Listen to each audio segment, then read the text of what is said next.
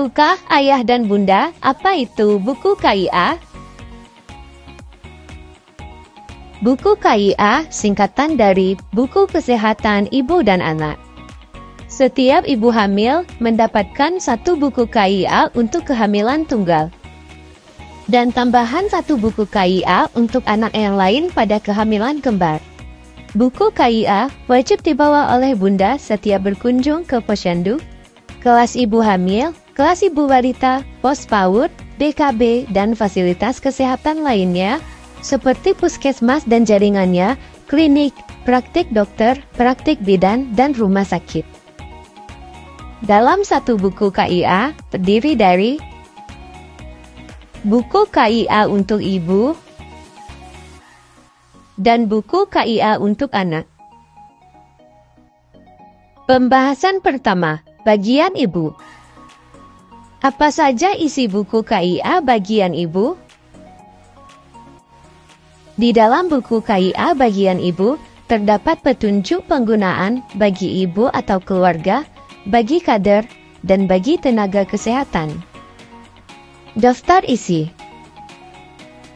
Untuk catatan, terdapat pernyataan bunda atau keluarga tentang pelayanan kesehatan ibu yang sudah diterima. Kartu kontrol minum tablet tambah darah atau TTD pada ibu hamil. Amanat persalinan.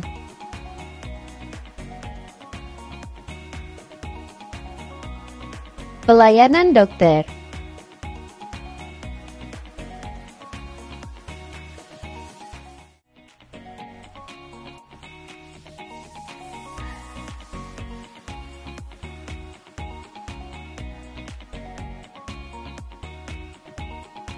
Pelayanan kehamilan.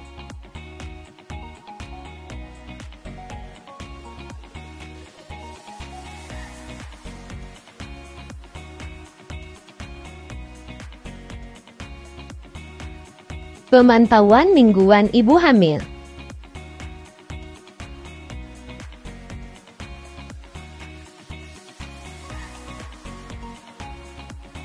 Pemantauan mingguan ibu nifas.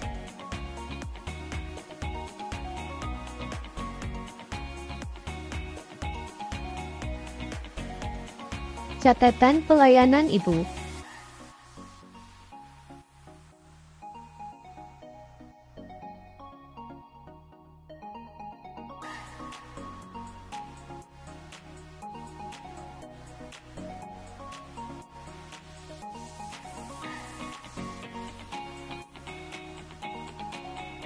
Ringkasan pelayanan persalinan.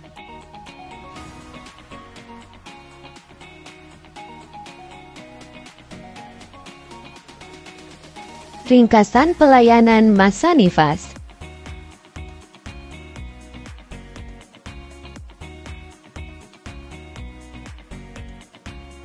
Rujukan.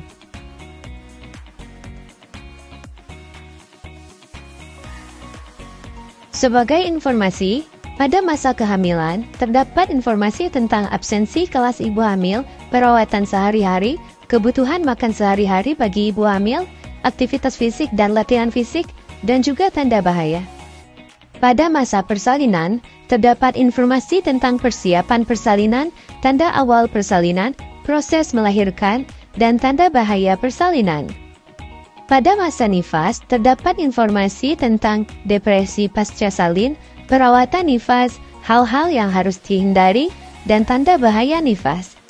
Pada masa menyusui, terdapat informasi tentang manfaat menyusui, posisi dan perletakan menyusui yang benar, posisi menyusui bayi kembar, cara memerah dan menyimpan ASI, porsi makan ibu menyusui untuk kebutuhan sehari-hari, dan cara cuci tangan yang benar.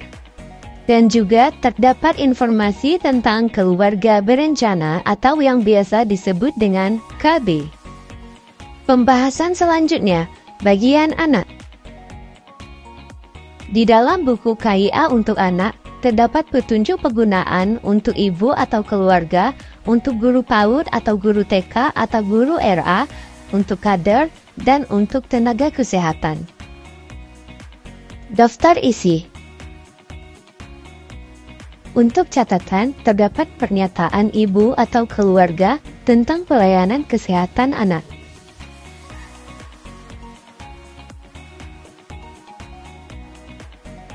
Pelayanan kesehatan neonatus usia 0 sampai 28 hari.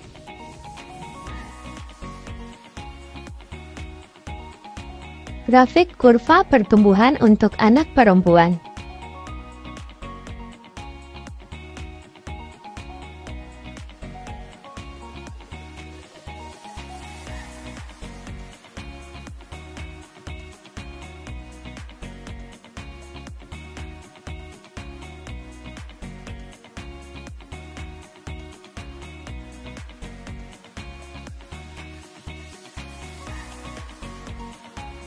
Grafik kurva pertumbuhan untuk anak laki-laki.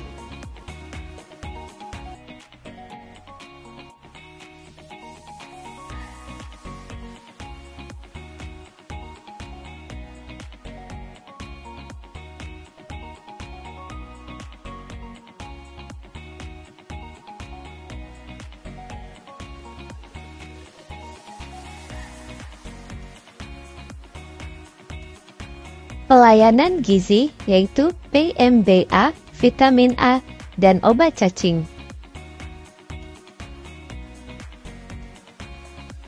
Pelayanan SDI-DTK.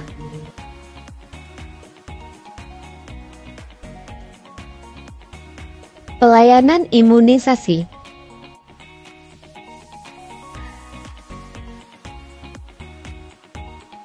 Catatan pemeriksaan anak. Catatan tumbuh kembang anak terdiri dari halaman 73 sampai dengan halaman 78.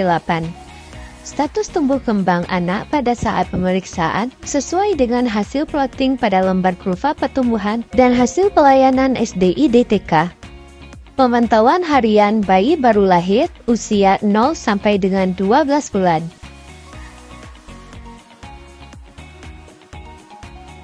Pemantauan mingguan balita.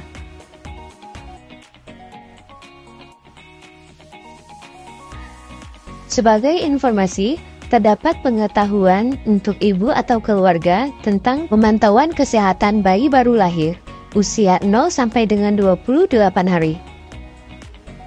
Terdapat juga pengetahuan tentang tanda bahaya pada bayi baru lahir. Kelas ibu balita. Terdapat manfaat ikut kelas ibu balita dan absensi.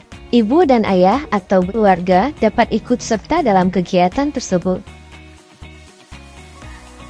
Kondisi balita. Setelah ibu atau keluarga membaca dan memahami informasi, silakan diisi checklist pada kotak yang tersedia. Pengukuran lila atau lingkar lengan atas ibu. Informasi tentang warna tinja dan air kencing bayi. Orang tua dianjurkan untuk memeriksa tinja bayi setiap hari. Terdapat informasi tentang pemenuhan gizi anak usia 6-23 bulan. Cara membuat makanan pendamping ASI dari makanan keluarga dan cara membuat makanan pendamping ASI dari bahan mentah. Pemenuhan gizi dan perawatan anak usia 2-5 tahun. Perawatan bayi usia 29 hari sampai dengan 3 bulan. Ibu dan ayah disarankan untuk memberikan rasa nyaman, aman, dan tenang bagi bayi. Perawatan bayi usia 3-6 bulan. Perawatan bayi usia 6-9 bulan.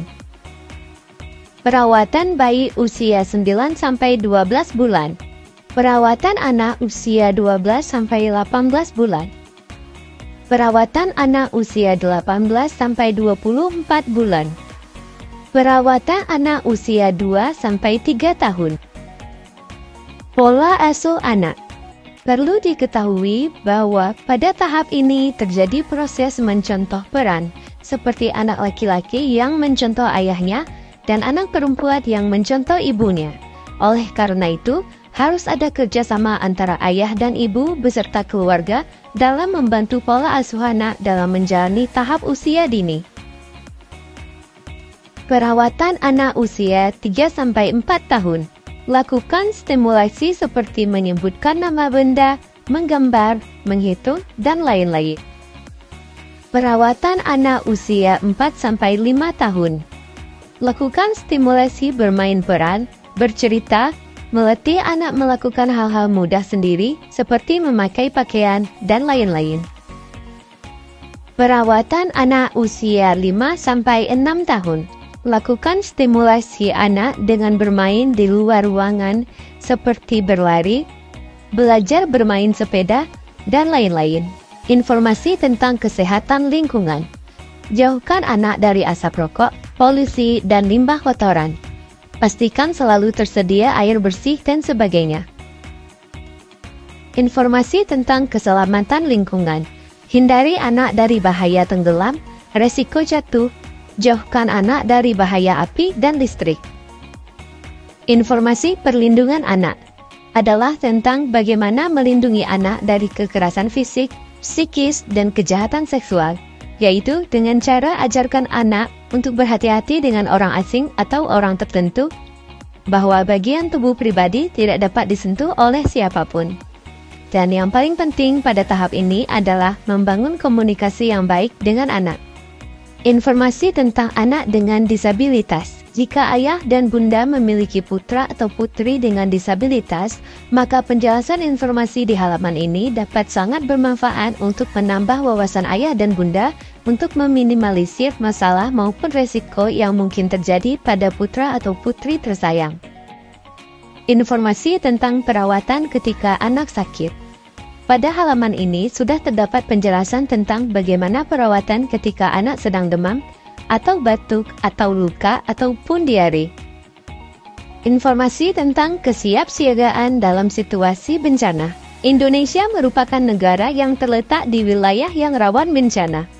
Oleh karena itu, ibu dan ayah perlu membuat rencana darurat keluarga tentang kesiapan dalam situasi bencana, seperti kenali ancaman bencana, ketahui rute evakuasi, identifikasi anggota keluarga yang rentan, menyimak info dari radio atau televisi atau media online lainnya, dan menyiapkan kit bencana. Itulah sekilas penjelasan tentang buku kesehatan ibu dan anak. Semoga bermanfaat. Sekian dan terima kasih.